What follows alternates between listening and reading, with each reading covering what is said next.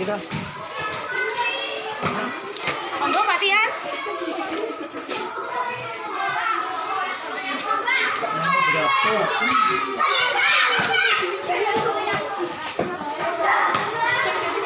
Yang satu. Oke. Luar sini, monggo Bu.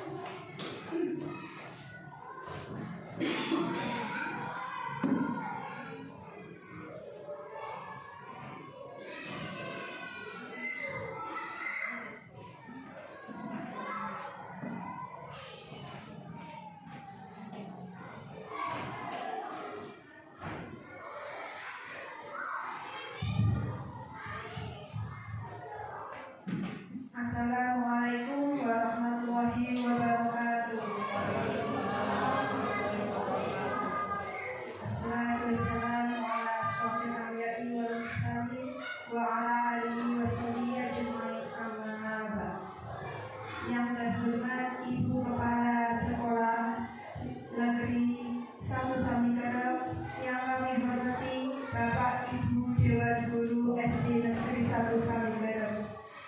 Pertama-tama, marilah kita panjatkan puji syukur atas kehadiran Allah Subhanahu wa Ta'ala, yang mana pada pagi hari ini kita dapat berkumpul dalam keadaan sehat walafiat dalam acara aksi nyata mewujudkan budaya positif di sekolah Ibu Andreas Yanuar dari calon guru penggerak angkatan 7 Kabupaten Nganjuk SD Negeri 1 Samikerep, Kecamatan Rejoso.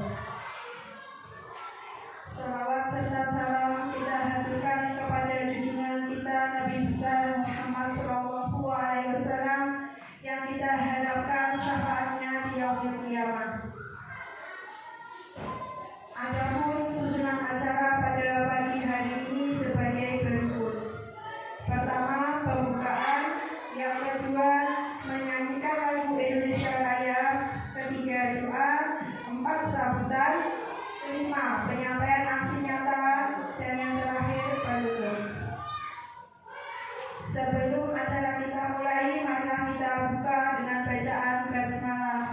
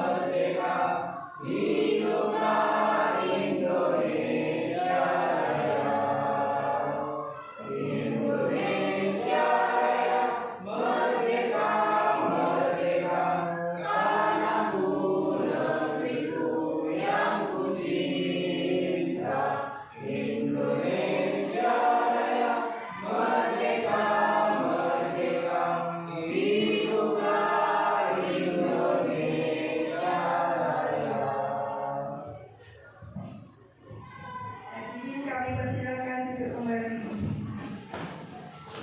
Acara selanjutnya yaitu doa yang akan dipimpin oleh Bapak Muhammad Marwan Ubaidi. Kepadanya disampaikan.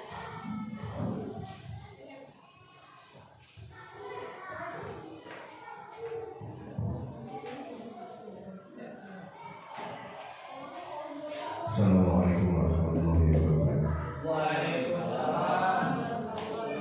A'udzubillahi minasyaitonir rajim. Bismillahirrahmanirrahim. Allahumma shalli ala Muhammad wa ala sayyidina Muhammad. Alhamdulillahirabbil alamin.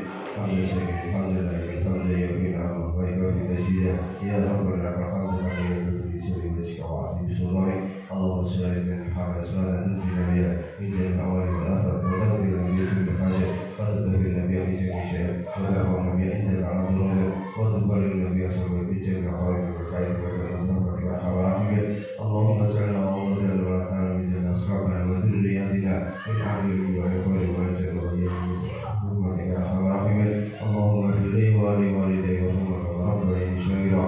Allahumma fil muslimin wal muslimat wal mu'minin wal mu'minat al ahya'i minhum wal amwat. Allahumma nas'aluka ilman nafi'an wa 'amalan shalihan wa rizqan halalan wa khairan yasiran wa salamatan wa barakatan ya rahman. Allahumma inna najibna min fitnati dunya wa min adzabil qabr wa min adzabil akhirah wa min 'adzabi syaitan. Rabbana atina fid dunya hasanah wa fil akhirati hasanah wa qina adzabannar. Subhanaka rabbil izzati amma yasifun. Wassalamu ala mursalin. Alhamdulillahi rabbil alamin. Assalamualaikum warahmatullahi wabarakatuh.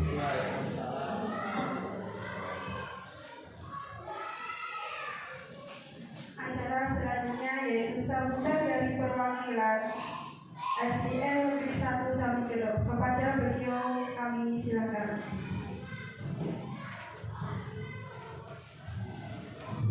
Assalamualaikum warahmatullahi wabarakatuh. Yang saya hormati Guru Andreas Yanwardani SPTSD, calon guru penggerak angkatan 7 Kabupaten Nganjuk.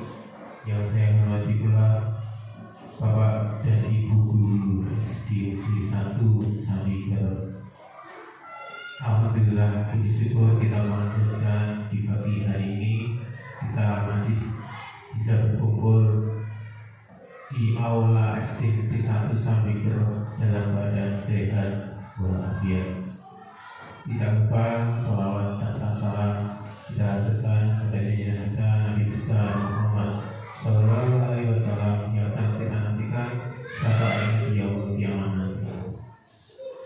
Bapak Ibu Guru SD 1 Samikero yang saya hormati, hari ini kita ada sebuah kegiatan yaitu yang bertajuk aksi nyata menyebarkan pemahaman dan pengalaman budaya positif. Pada pagi hari ini semua kegiatan akan dipandu oleh Ibu Andreas Yanwardani selaku calon guru penggerak angkatan 7 dari Kabupaten Nganjuk.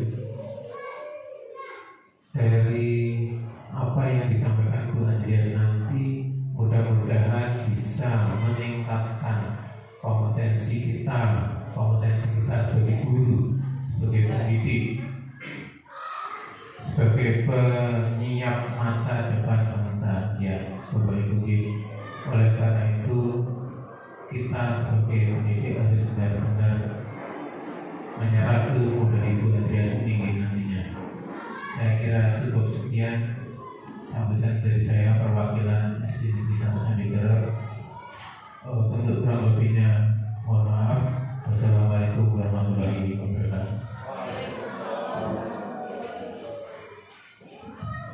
Terima kasih kami sampaikan. Acara selanjutnya yaitu penyampaian aksi nyata yang akan dipandu oleh Ibu Andreas Yanwardani, calon guru penggerak angkatan 7 Kabupaten Nganjuk. Kepadanya kami silakan. Terima kasih. Bismillahirrahmanirrahim. Assalamualaikum warahmatullahi wabarakatuh.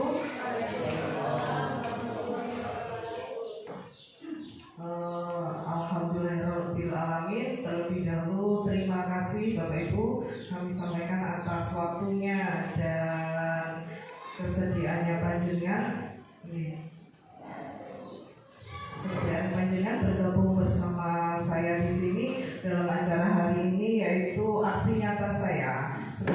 satu tugas saya untuk menyelesaikan pendidikan sebagai calon guru penggerak angkatan 7 dari Kabupaten Nganjuk.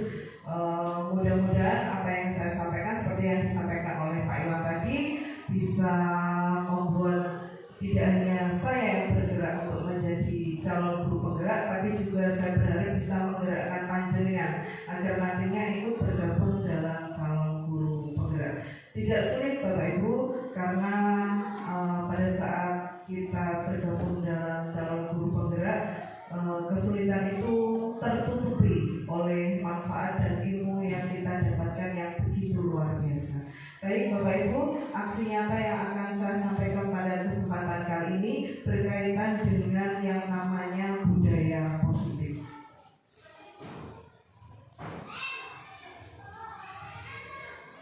Saya sudah memperkenalkan diri tadi ya. Saya merupakan salah satu calon guru penggerak angkatan 7 dari Kabupaten Nganjuk. Acara kita hari ini itu saya namakan diseminasi budaya positif di sekolah.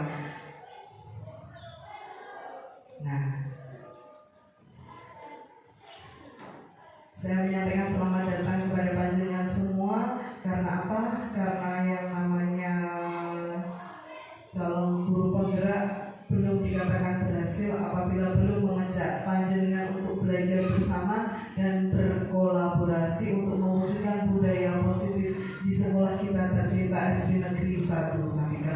Karena apa? Saya tidak mungkin bisa sendiri mewujudkan apa yang saya dapatkan di pembelajaran guru penggerak tanpa adanya kolaborasi dan kerjasama dari panjenengan semua.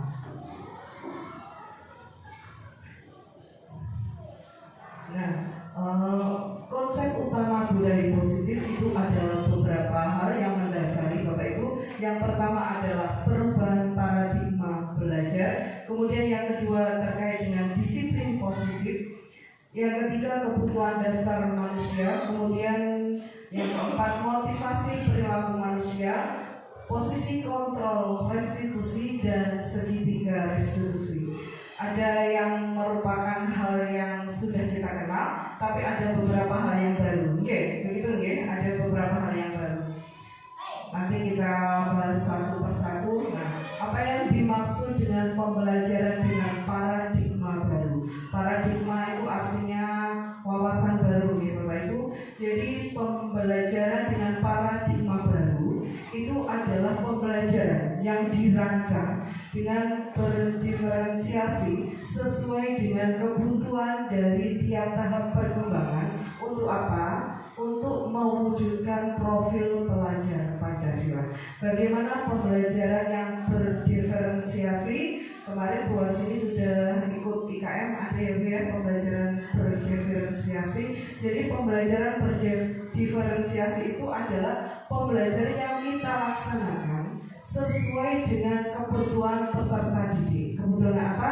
Kebutuhan yang mendasari peserta didik, baik di bakat, minat maupun hal dasar yang ada pada peserta didik. Nah, seperti yang kita ketahui bersama, semua itu bakat, minat, dan hal mendasar yang dimiliki peserta didik itu bervariasi. Masing-masing individu dari anak itu tidak sama. Berarti bagaimana?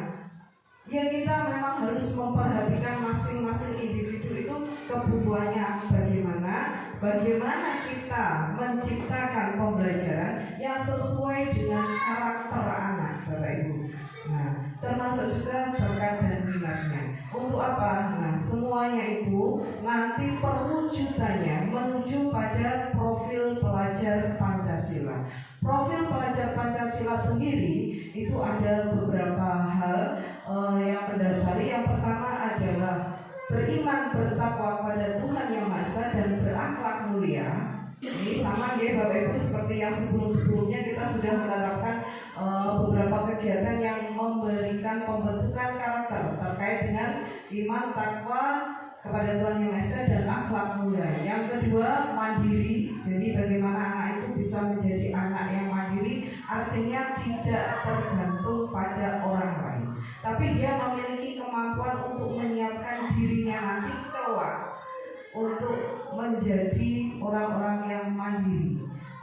Kemudian bernalar kritis. Bernalar kritis tidak harus pandai dan pintar seperti yang selama ini banyak orang beranggapan kalau sudah pandai pintar dalam bidang ilmu pengetahuan itu merupakan tujuan utama, seolah-olah wali muridnya seperti itu. Nah, bernalar kritis itu tidak harus pandai atau pintar, tapi dalam lingkup yang lebih luas lagi. Kemudian kreatif itu bisa dalam berbagai bidang.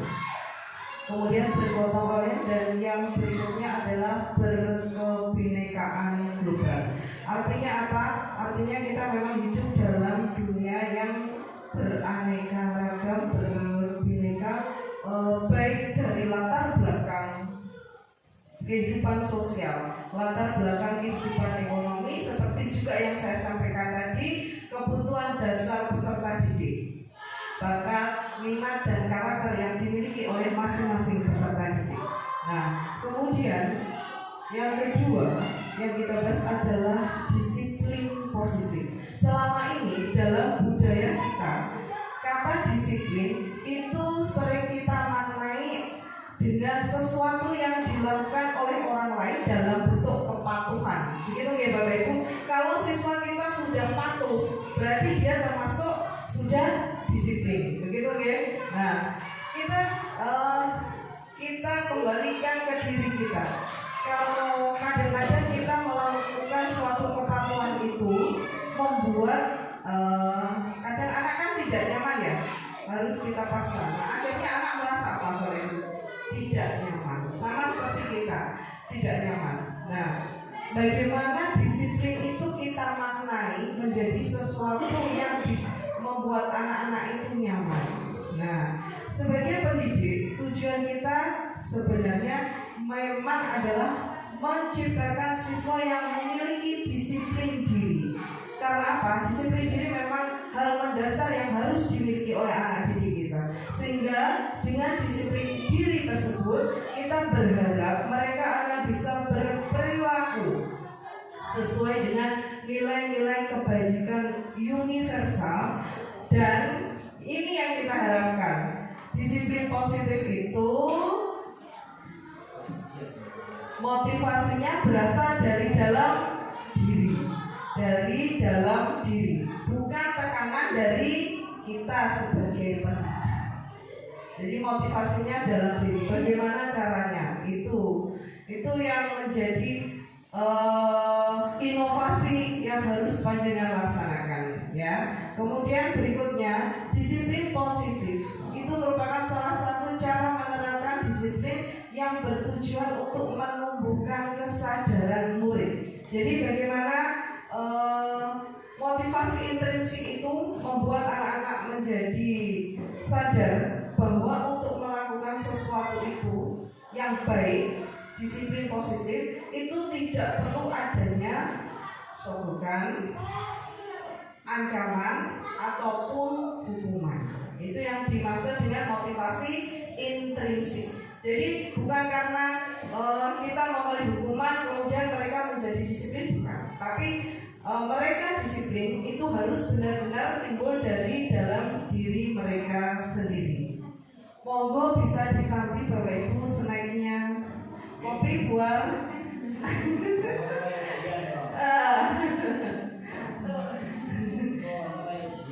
pembuatan soal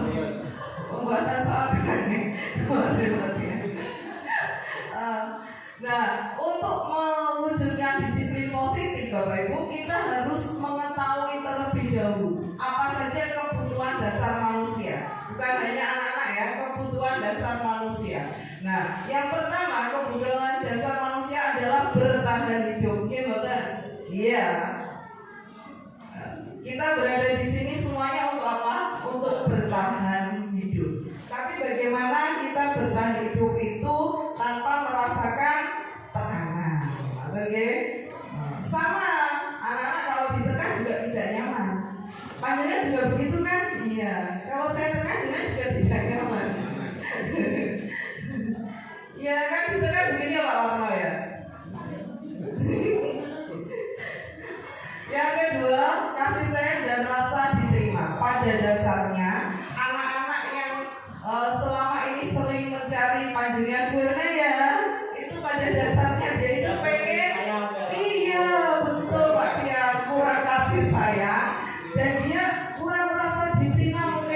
olahraganya. Nah, iya.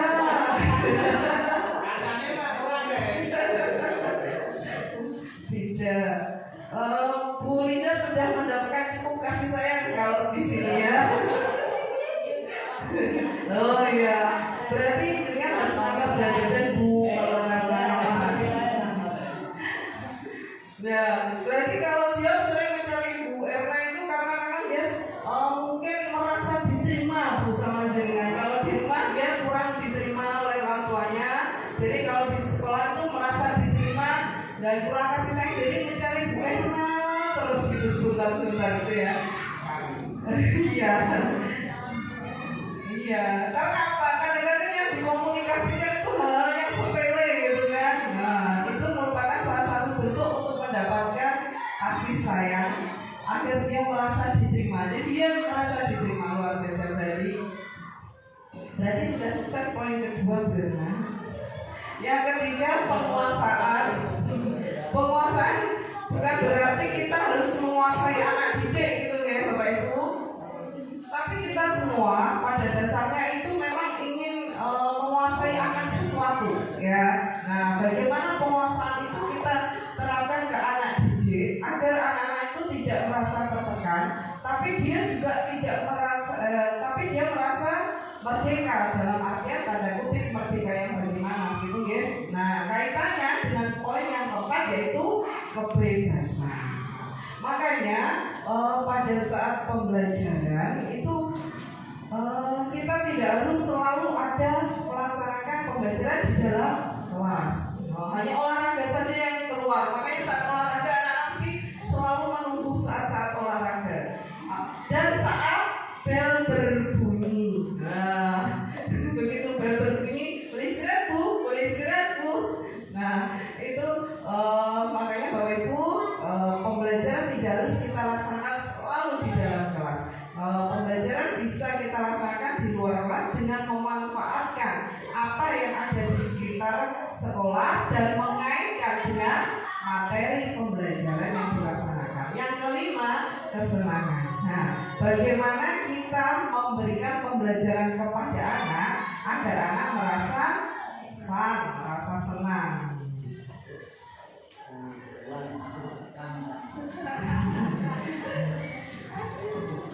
Itu bentuk motivasi Pak ya, bukan penekanan. Itu bentuk motivasi. Nyatanya kemarin ditinggal keluar sini sebentar tuh, keluar kok belum kembali ke sini Bu, karena yang masuk saya keluar kok belum kembali ke sini Bu. Nah, berarti itu termasuk kesenangan barisan. Padahal matematika kemarin. Kemudian motivasi perilaku manusia. Motivasi seperti yang kita tahu itu dorongan yang berasal dari dalam diri. Nah, dari dalam diri seseorang secara sadar maupun tidak sadar untuk melakukan suatu tindakan, tapi bukan dengan paksaan. Nah, bagaimana sekarang contoh yang namanya motivasi ekstrinsik dan intrinsik. Nah, motivasi yang ekstrinsik itu contohnya anak-anak melakukan itu untuk menghindari ketidaknyamanan dan hukuman. Nah, jadi dia melakukan disiplin diri itu karena ia takut untuk dihukum. Itu namanya motivasi ekstrinsik. Nah, itu yang harus mulai kita hindari dari sekarang. Yang kedua, dia melakukan disiplin itu karena dia ingin mendapatkan imbalan. Berarti tidak boleh kita memberikan hadiah ke anak. Boleh Bapak Ibu. Hadiah yang bagaimana dulu? Nah, hadiah yang kita berikan ke anak itu sesuai dengan bakat dan minatnya. Jadi tidak hanya untuk anak-anak yang pintar atau pandai. Misalnya dia biasanya belum bisa membaca. Kok dia sudah bisa membaca? Kemudian diberikan hadiah, penghargaan tidak harus berupa hadiah ya, pujian saja dia sudah luar biasa bahagianya. Kemudian ada anak yang dia itu tidak terlalu pandai, tapi dia suka menolong temannya, memberikan perhatian pada temannya. Itu juga boleh diberikan penghargaan. Jadi penghargaan tidak hanya berwujud dan diberikan kepada anak-anak yang memiliki nilai akademis yang baik. Makanya sekarang di kurikulum Merdeka Bapak Ibu nanti sudah tidak ada yang namanya ranking, urutan kejuaraan sudah tidak ada. Sebenarnya tidak ada, ya. Tapi di aplikasi penilaiannya kan masih ada. Kalau yang nanti di kurikulum Merdeka sudah benar-benar tidak ada, Pak. Yang urutan untuk nilainya dia ranking berapa. Nah, itu karena apa? Karena kalau dia nanti melakukan sesuatu itu karena mendapatkan imbalan, ketika kita tidak memberikan imbalan, maka dia malah mau saiki wis gak dikei hadiah gitu. Nah, bagaimana yang motivasi intrinsik Bapak Ibu?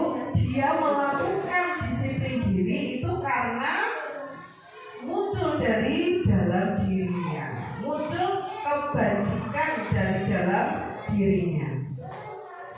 Nah, ini beberapa konsep disiplin dengan identitas sukses. Ada yang namanya konsekuensi, ada yang namanya ini dulu.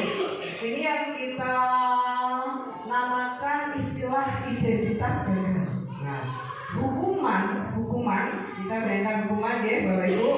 Hukuman itu meskipun kita tidak, tapi saat panjenengan kecil dihukum itu kan rasanya menyakitkan ya, iya menyakitkan. Nah, itu yang dialami oleh anak ketika mereka mendapatkan hukuman dari gurunya, menyakitkan, dia merasa tidak nyaman, kemudian kadang dia merasa takut, kemudian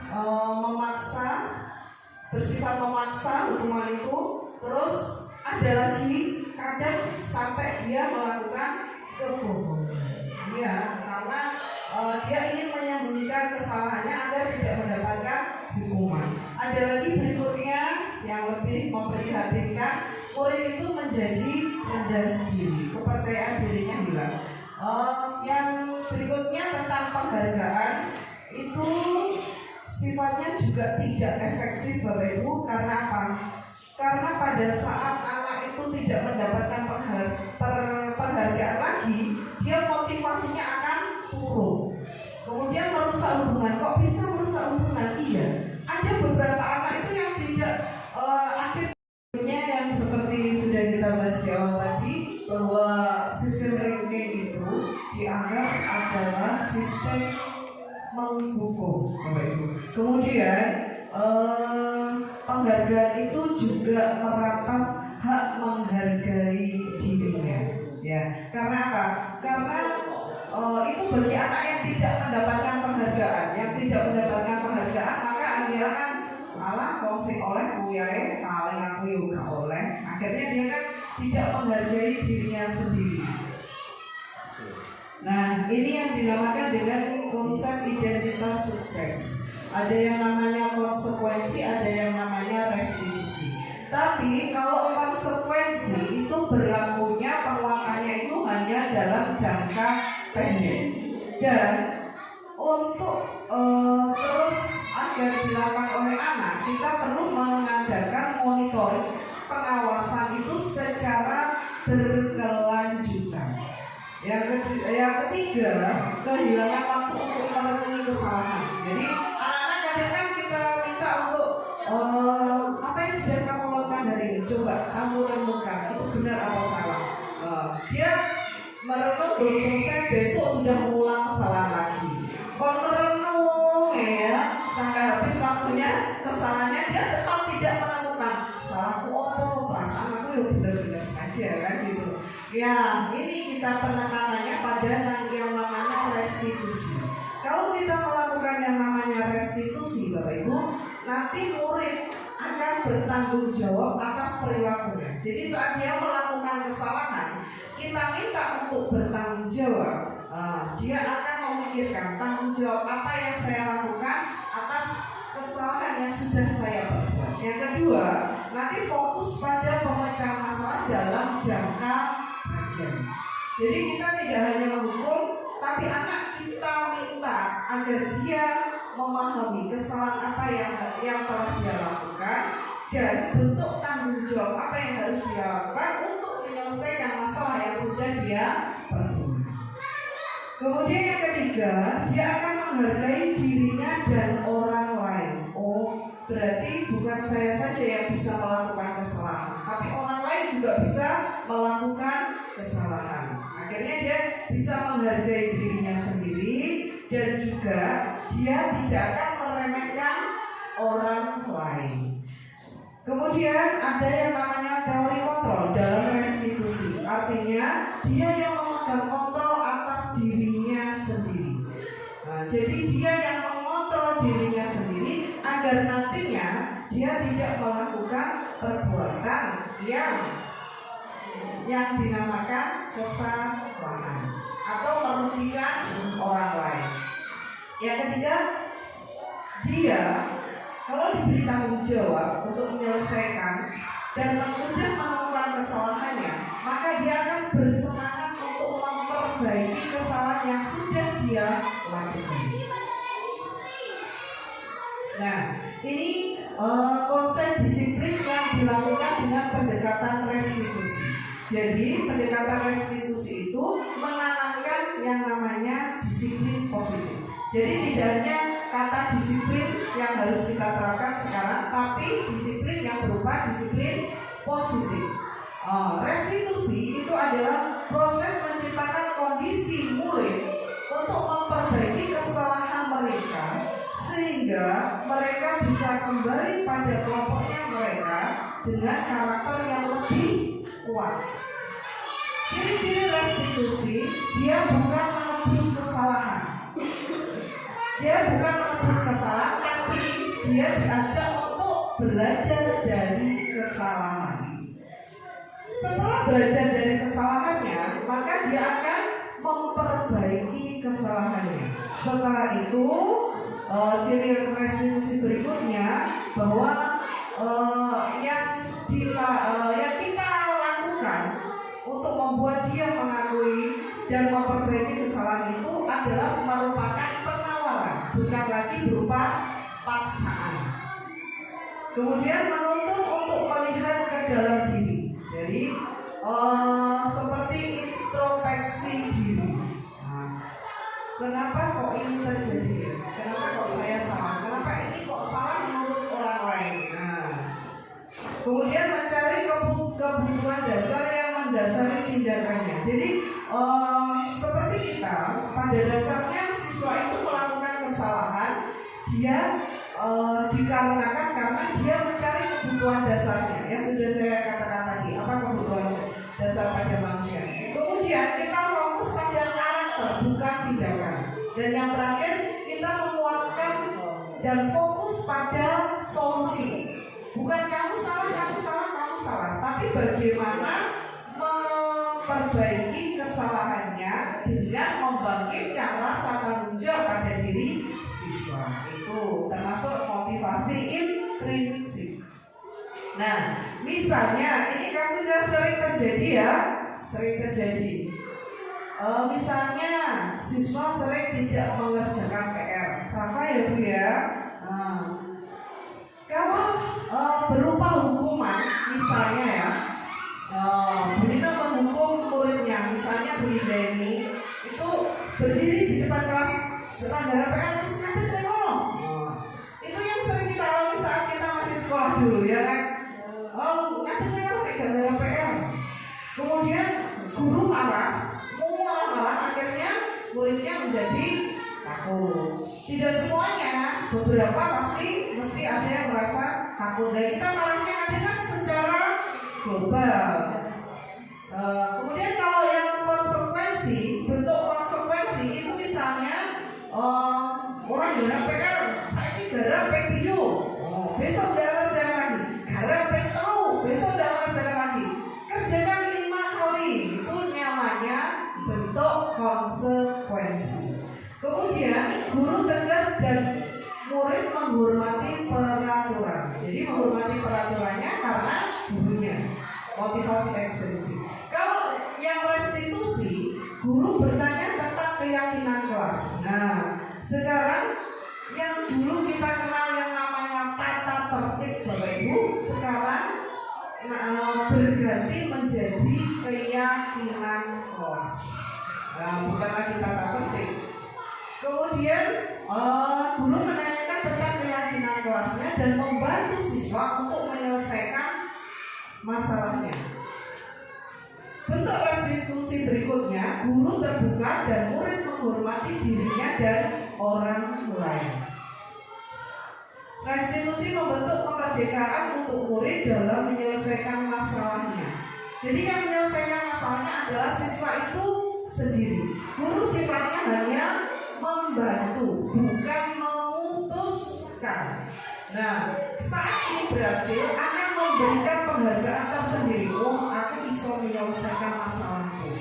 Nah, dia bangga akan dirinya, kemudian dia merasa dirinya menjadi berharga dan akhirnya dia menjadi percaya diri. Di situ kaitannya. Nah, bentuk-bentuk restitusi itu ada yang namanya segitiga restitusi. Segitiga restitusi itu ada 3. Ini saling berkaitan, menstabilkan identitas. Itu contohnya begini.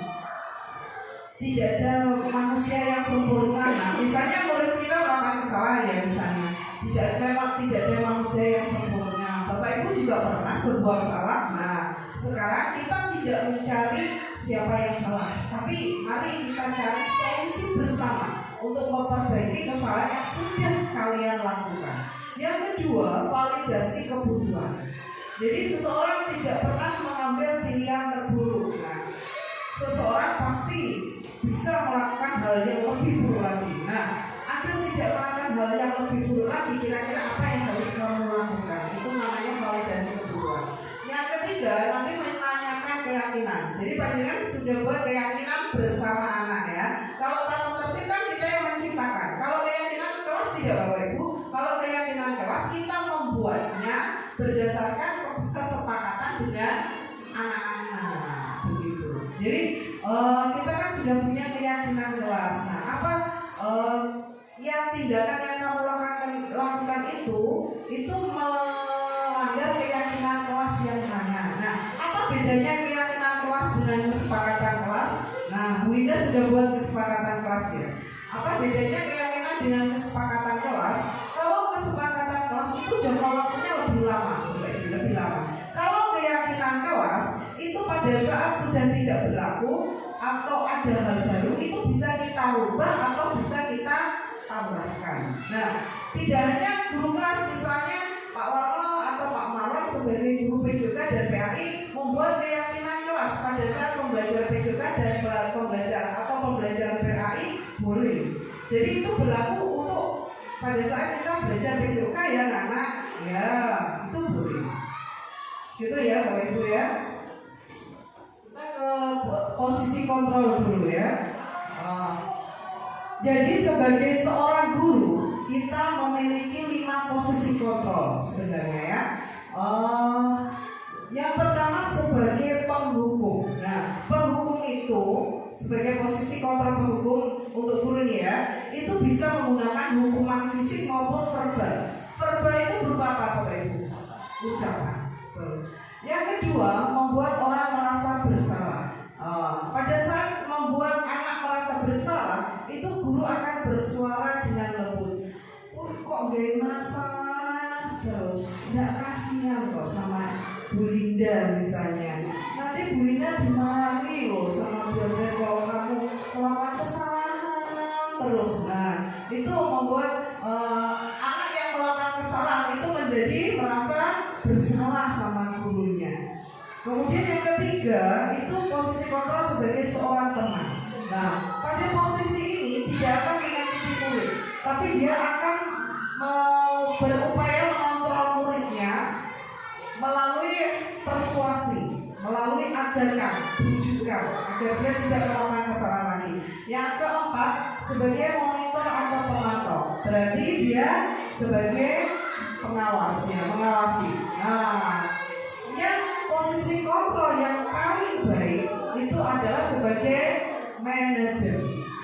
Jadi di mana guru berposisi sebagai mentor, berbuat sesuatu bersama siswanya, mempersilahkan siswanya untuk bertanggung jawab atas perilakunya dan mendukung siswanya agar melakukan solusi atas permasalahan yang sudah dilakukan oleh dirinya sendiri. Nah, pada saat ada masalah, panjenengan yang pertama kali panjenengan terapkan adalah posisi kontrol sebagai manajer.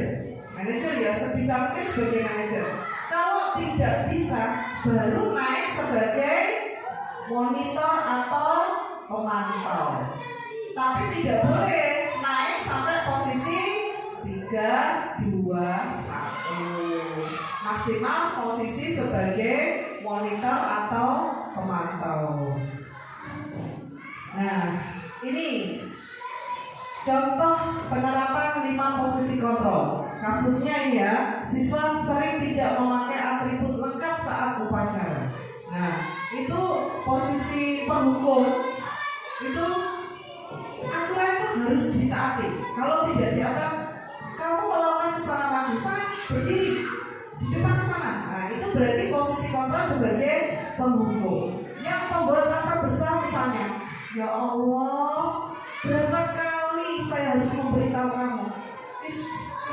Gelap kalau sampai mulai. Nah, yang ketiga sebagai posisi kontrol sebagai teman. Itu misalnya gini, ayo toh, saya tertib, bebulinde yo bangga. Wes saiki gak apa-apa nek salah, tapi sudah dibaleni nih. Nah, itu posisi sebagai teman. Yang berikutnya keempat, posisi sebagai pemantau. Kamu melanggar peraturan kan? Nah, coba peraturan apa yang kamu langgar? Terus konsekuensinya apa kalau kamu melanggar sesuai keyakinan kelas? Nah, kalau yang posisi sebagai manajer yang harus kita terapkan, apakah kamu tahu kelas kesalahan yang kamu lakukan? Jadi kita menanyakan dulu, kita gali dulu, benar dia tahu tidak kesalahan apa yang sudah dia lakukan. Setelah itu kita tanya, kalau dia sudah tahu kesalahannya, kalau dia tidak tahu, nah kita mendampingi, menggali terus sampai dia memahami bahwa apa yang dilakukannya itu adalah merupakan kesalahan. Setelah itu kita tanya ke dia, kira-kira bagaimana cara kamu untuk memperbaiki kesalahan yang setelah kamu lakukan.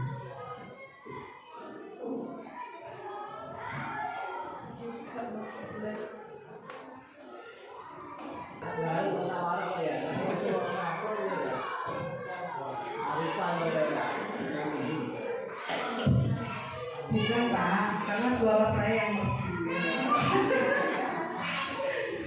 baik, Bapak Ibu, setelah itu sekarang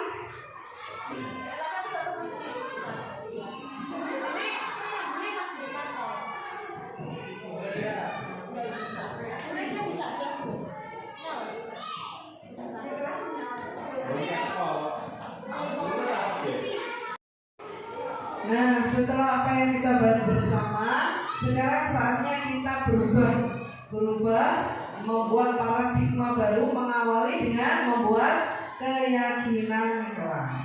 Kalau tadi di kelasnya panjenengan masih bunyinya tata tertib, sekarang kita buat nanti yang namanya keyakinan kelas. Nah, keyakinan kelas itu sifatnya lebih abstrak dari peraturan atau tata tertib. Misalnya kalau di tata tertib itu berbunyi baru, siswa datang 15 menit lebih awal, ya kan? Nah, itu kita buat lebih abstrak. Bagaimana misalnya? Siswa datang tepat waktu, gitu. Atau ditambahin toleransi 5 menit misalnya. Nah, kemudian berupa pernyataan universal. Berarti tidak boleh mengganggu temannya. Tidak boleh mengganggu temannya. Itu kita rubah menjadi pernyataan yang lebih universal. Bagaimana? Misalnya begini. Saling menghargai antar teman maupun dengan orang lain. Kemudian berikutnya, keyakinan kelas tidak boleh kita buat dengan bahasa yang ada kata tidaknya. Dalam kalimat negatif, Bapak Ibu, kata tidak. Misalnya tidak boleh terlambat. Itu tidak boleh. Kita menggunakan kata tidak di sini. Kita ubah menjadi datang tepat waktu. Nah, tidak boleh mengganggu temannya. Kita ubah menjadi menghargai orang lain. Jadi menghargai temannya, saling menghargai, dengan gurunya juga saling menghargai. Begitu ya Bapak Ibu. Baik, ada yang ditanyakan Bapak Ibu? Cukup? Terima kasih.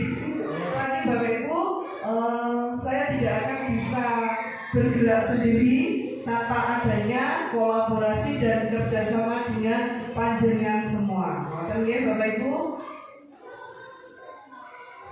Ini yang saya bilang, keyakinan keras itu dibuat dalam bentuk positif, bukan dalam bentuk kalimat negatif tadi Bapak Ibu. Kemudian berikutnya sedikit saja agar mudah dipahami. Jadi jangan terlalu panjang buat keyakinan kerasnya. Anak-anak malah bingung nanti memahaminya. Ya, dan keyakinan kelas itu kita sesuaikan dengan kondisi kelas dan sekolah agar mudah diterapkan. Kalau dulu tata tertib kan berlaku untuk seluruhnya satu sekolah, sekarang tidak. Monggo disesuaikan dengan kondisi kelas dan siswanya masing-masing. Misalnya kelas 1, Berna tetap di kelas menyelesaikan tugas secara menyeluruh dan tepat waktu. Nah, jadi dia tidak keluar satu tugas, dia konsultasi, satu tugas konsultasi.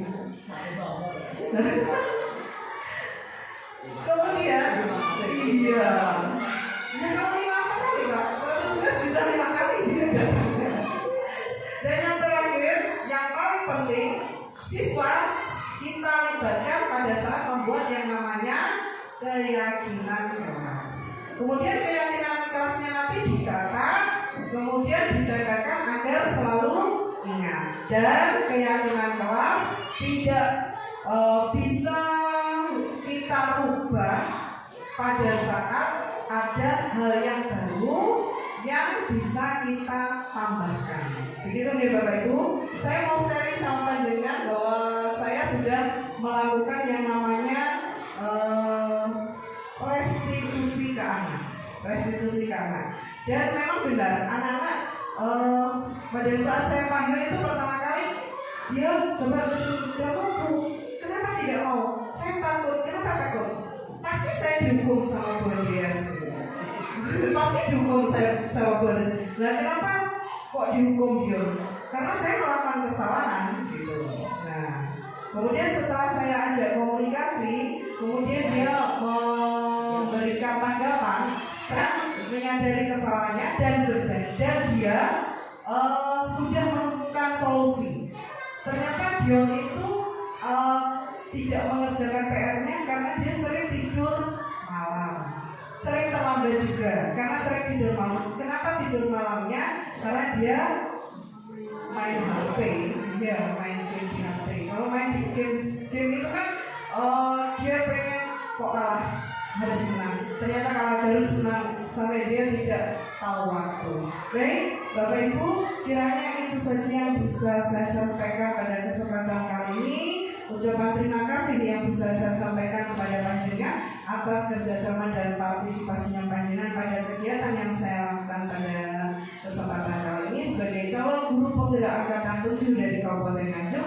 Sekali lagi, saya tidak akan bisa bergerak sendiri dan saya belum berhasil kalau belum bisa menggerakkan panjenengan untuk bekerja sama dan berkolaborasi bersama saya untuk mewujudkan SD Negeri 1 Sabir menjadi SD dengan paradigma baru sesuai dengan kebutuhan siswa yang ada pada dunia yang dibutuhkan oleh dunia pendidikan pada saat ini, yang sangat membutuhkan perhatian dari kita sebagai guru agar anak-anak menjadi generasi yang bisa mengikuti perkembangan zaman tapi tetap berpegang pada budaya positif dan budaya lokal yang ada di sekitarnya. Terima kasih sekali lagi. Mohon maaf manakala ada kata-kata yang kurang berkenan. Wabillahi taufiq wal hidayah. Wassalamualaikum warahmatullahi wabarakatuh.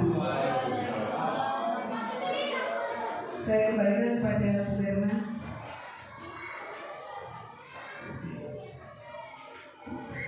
Terima kasih atas ilmu barunya, semoga bermanfaat untuk kita semua. Serangkaian acara telah kita lalui, maka kita tutup acara ini dengan bacaan hamdalah bersama. Saya sebagai pembawa acara mohon maaf apabila ada kata-kata yang kurang berkenan di hati Bapak Ibu sekalian. Akhirul kalam, wassalamualaikum warahmatullahi wabarakatuh.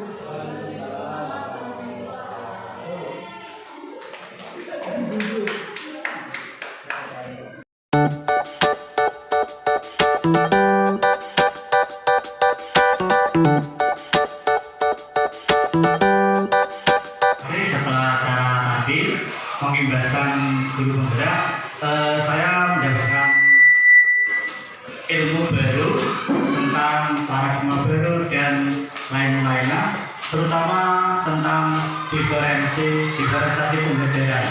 Jadi kita harus menyesuaikan kebutuhan anak ketika memberi pembelajaran. Terima kasih. Assalamualaikum warahmatullahi wabarakatuh. Dari materi yang disampaikan oleh Bu Andreas tadi, di sini saya bisa mendapatkan banyak ilmu mengenai pembelajaran berdifferensiasi. Artinya kita dapat mengetahui kemampuan anak berdasarkan bakat dan minatnya. Jadi dia nanti tergolong memiliki minat apa, bakatnya apa, kita dapat melanjutkannya dalam pembelajaran. Terima kasih.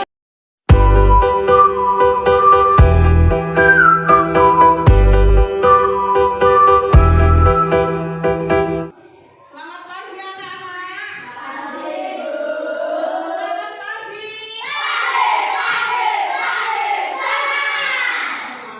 Nah, hari ini kemarin kita sudah belajar tentang hal-hal yang harus kita lakukan dan tidak boleh kita lakukan, ya. Nah, sekarang apa yang sudah kita bahas, kita tuangkan dalam yang namanya keyakinan kelas. Apa itu keyakinan kelas? Hal-hal yang kita sepakati. Kita sepakati ya, Ren, ya. Pintar, Randy. Hal-hal yang kita sepakati bersama. Yang sudah kita sepakati bersama berarti harus kita laksanakan. Kalau tidak dilaksanakan harus ada konsekuensi berupa tanggung jawab. Kalau melanggar atau tidak dilakukan berarti konsekuensinya, tanggung jawabnya apa yang harus dilakukan, gitu ya. Nah, keyakinan kelas yang kalian tulis nanti itu yang pertama kaitannya dengan menghargai waktu. Yang kedua kaitannya dengan hubungan dengan teman dan guru. Yang ketiga kaitannya dengan sarana prasarana yang ada di dalam kelas, ya, ya. Yang ada kaitannya dengan yang ada di dalam kelas. Kemudian apa lagi? Ketepatan waktu sudah. Kemudian menghargai sudah. Apalagi? Tugas dan tanggung betul sekali. Nah, sekarang dibagikan kertas ini ya. Bagikan kertas satu-satu. Nanti kaitannya keyakinan kelas yang sudah saya sampaikan tadi dituliskan di sini ya. Sebanyak-banyaknya ya, Kak, ya.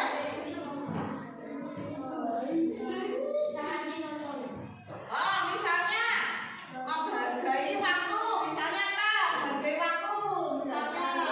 Betul sekali, datang tepat waktu atau datang tepat waktu atau kalau piket gimana? Oh, datang lebih awal, gitu ya. Apabila melaksanakan piket atau bertugas piket berarti harus datang lebih awal. Ada lagi pertanyaan? Bisa dipahami? Oke.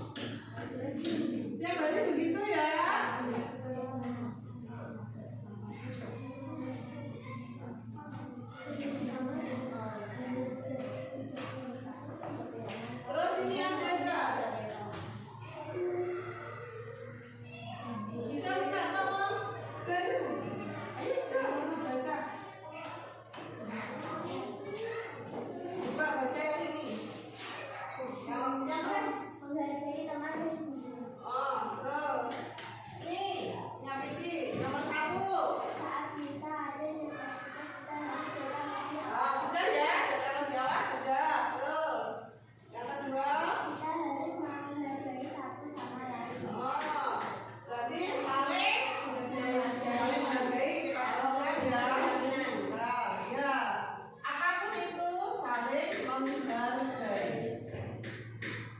Wah, apapun bentuknya ya, kita beda keyakinan, beda warna kulit, beda jenis rambut, ya. Kemudian apa lagi? Teman maupun dengan guru. Yang ketiga apa lagi? Sudah. Menjaga. Oh, menjaga kebersihan kelas. Berarti kita tuliskan yang kelima ya. Apa ya? Ya.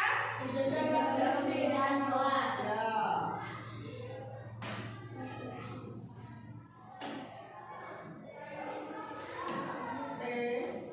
Yang keenam, saat bertemu. Oh, bertemu guru atau teman di mana saja. Ya. Jadi bertemu di mana saja harus menyapa atau memberi salam, baik bertemu guru maupun bertemu dengan teman atau orang yang kita kenal, ya. Boleh? Lagi ya, kan?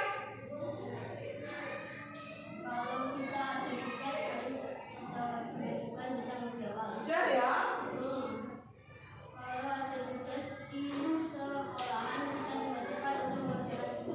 Sudah ya? Sudah. Sama? Sudah ya? Sudah.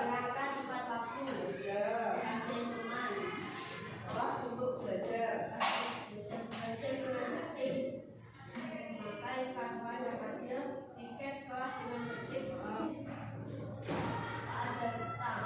Sebelum masuk kelas Baris. harus baris. Sudah.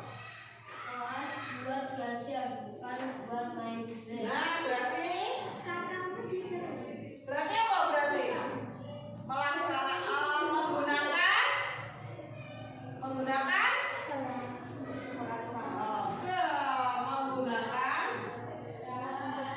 sarana dan prasarana serta kelas dengan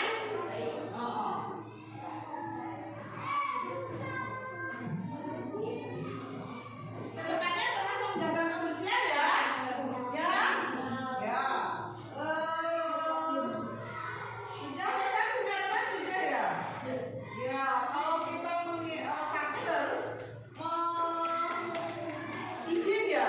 Berarti apa itu? Jika sakit harus ada pemberi.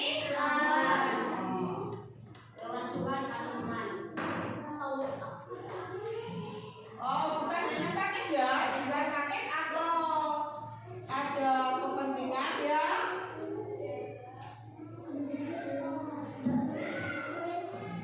Harus ada pemberi tahuan, gitu ya. Nah, ya.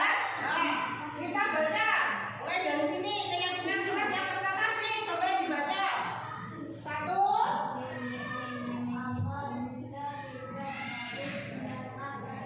Oke, yang kedua dia. Ya, ada kepentingan harus ada pemberi. Jadi kita ada 9 keyakinan kelas ya.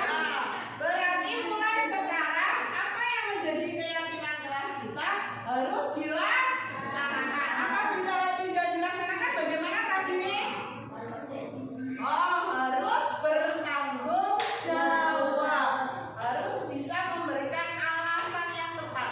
Kenapa tidak melaksanakan atau melanggar keyakinan kelas yang sudah dibuat. Gitu ya? Sudah sepakat? Tepuk tangan untuk kelas kita. Oke, mulai sekarang nanti misalnya ada sesuatu hal yang ditambahkan, boleh keyakinan kelas ini kita tambahkan ya, sesuai dengan kondisi yang kita alami di dalam. Baik, itu saja yang bisa Ibu sampaikan. Terima kasih. Jangan lupa mulai hari ini keyakinan kelasnya kita pegang, kita laksanakan. Baik.